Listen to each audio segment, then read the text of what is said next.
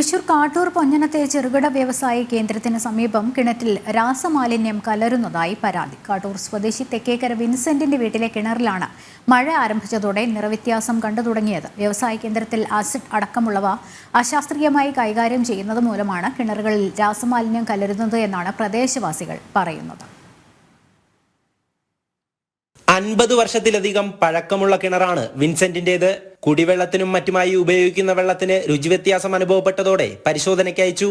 സ്വകാര്യ ലാബിൽ വെള്ളം പരിശോധിച്ചപ്പോൾ അയണിന്റെ സാന്നിധ്യം വർദ്ധിച്ചതായും pH അളവ് വളരെ കുറഞ്ഞതായും കണ്ടെത്തി. വെള്ളം ഉപയോഗശൂന്യമായതിനെ തുടർന്ന് മറ്റു വീടുകളിലെ ജലത്തെ ആശ്രയിച്ചാണ് വിൻസെന്റും കുടുംബവും കഴിയുന്നത്. സമീപത്തെ വ്യവസായ സ്ഥാപനങ്ങൾ രാസവസ്തുക്കൾ അനാവശ്യമായി കൈകാര്യം ചെയ്യുന്നത് മൂലമാണ് കിണർ ഉപയോഗശൂന്യമായതെന്ന് വിൻസെന്റ് പറഞ്ഞു. 8 പേരുണ്ട്.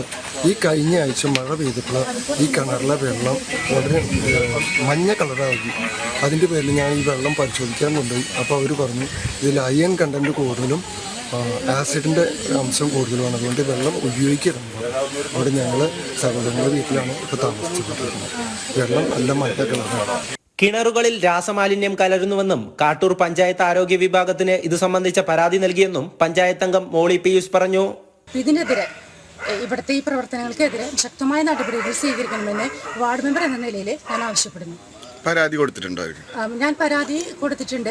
സെക്രട്ടറിക്ക്, പഞ്ചായത്ത് സെക്രട്ടറിക്ക് വിൻസെന്റ് പരാതി കൊടുത്തിട്ടുണ്ട്, ഹെൽത്തിലേക്ക് പരാതി കൊടുത്തിട്ടുണ്ട്, പിന്നെ പഞ്ചായത്ത് പ്രസിഡന്റിനെയും ബോധ്യപ്പെടുത്തിയിട്ടുണ്ട്.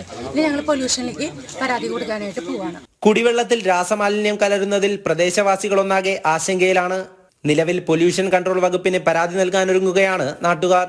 ജനം, തൃശൂർ.